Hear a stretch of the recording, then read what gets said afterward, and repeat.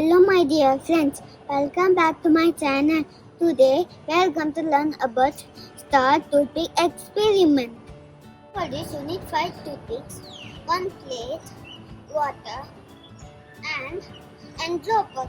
So first you take the toothpicks and fold it into half, but don't break it fully. Like this. Now arrange the toothpicks in the plate like this. Now bend the pot in the center. Now put the water in the dropper and put it in the center. It takes some time to make the star. The reason is the toothpicks are made of many tiny fibers. When we bend it, those fibers at the crack loosen but are still connected.